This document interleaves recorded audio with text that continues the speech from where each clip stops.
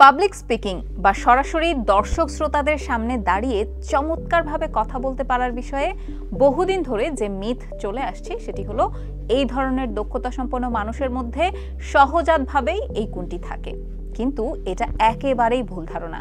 সত্যিটা হচ্ছে তারা যথেষ্ট পরিশ্রম করে নিজেদেরকে এই পর্যায়ে নিয়ে এসেছেন। একটা বাদ্যযন্ত্র বাজানো যেমন শেখার পেছনে অনেক শ্রম দিতে হয়, ঠিক তেমনি পাবলিক স্পিকিংও একটি দক্ষতা যা মানুষকে অর্জন করতে হয়। বিভিন্ন গবেষণা ও স্পিকারদের অভিজ্ঞতালব্ধ 3টি অভ্যাস আজকে আপনাদের সামনে তুলে ধরবো আমি মোহনা হোসেন, যেগুলো আপনাদেরকে একজন পাবলিক স্পিকার হতে সাহায্য করবে। চলুন শুরু করা যাক। স্ট্যানফোর্ডের মনস্তত্ত্ববিদ ক্যারল ডুয়েক গ্রোথ মাইন্ডসেট ধারণা বিকাশের জন্য বেশ সুপরিচিত। একজন ব্যক্তির মধ্যে যদি এই মানসিকতা থাকে যে চর্চা এবং অনুশীলন এবং কঠোর পরিশ্রমের মাধ্যমে নিজের দক্ষতা বাড়ানো যাবে, তাহলে ওই ব্যক্তির সফলতা অর্জনের পথ অনেকটাই সহজ হয়ে যায়। কিন্তু বদ্ধ মানসিকতার মানুষ ভাবে যে তাদের মধ্যে যতটুকু দক্ষতা আছে তা পরিবর্তনযোগ্য নয়, তা সবসময় এরকমই থাকবে। এখন মনে প্রশ্ন আসে যে আমি বদ্ধ মানসিকতার কিনা সেটি কিভাবে বুঝতে পারবো?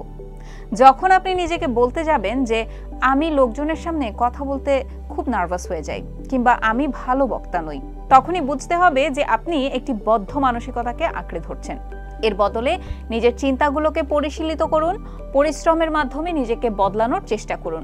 উন্নতির আকাঙ্ক্ষা ও বিশ্বাস যাদের মধ্যে আছে তারা কাজের প্রতি নিবেদিত প্রাণ হয় এবং পরিশ্রমের মাধ্যমে নতুন নতুন বিষয় তারা শিখতেই থাকে।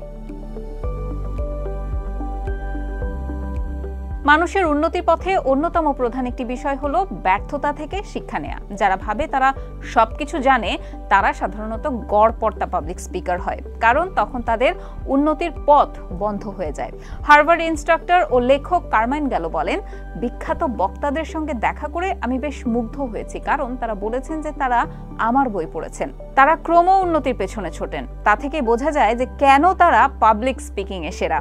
যদি আপনার মধ্যে উন্নতির চিন্তা থাকে তাহলে ব্যর্থতা কোনো অযোগ্যতার লক্ষণ নয়, বরং এটা নতুন কিছু শেখার সুযোগ। মূল ব্যাপারটা হচ্ছে যে কোনো ঘটনা বা ব্যর্থতাকে নিজের উন্নতির পথেই একটা পদক্ষেপ হিসেবে দেখা। যাদের গ্রোথ মাইন্ডসেট থাকে তারা নজর দেয় যে কোন পয়েন্টগুলো তার বলা ভালো হয়েছিল আর কোথায় কোথায় আরো ভালো করার সুযোগ ছিল। আপনি পাবলিক স্পিকিং এ যা পারফর্ম করেছেন তার ফিডব্যাক বা দর্শকদের কাছে কেমন লেগেছে তা জানতে পারাটা কিন্তু খুবই গুরুত্বপূর্ণ। যেমন ধরুন, আপনার অনুষ্ঠান যারা দেখেছে সেসব বন্ধুদের জিজ্ঞাসা করতে পারেন এবং তাদের পরামর্শও নিতে পারেন। নোট ডাউন করে রেখে দিতে পারেন, পরবর্তী চর্চার সময় যেন এগুলো মাথায় থাকে। আসলে পুরো বিষয়টাই নির্ভর করে আপনার মানসিকতার উপর। আপনি কি নিজেকে একই অবস্থানে সীমাবদ্ধ করে রাখবেন, নাকি এগিয়ে যেতে নিজেই নিজেকে সাহস যোগাবেন এবং চেষ্টা করে যাবেন উন্নতির জন্য।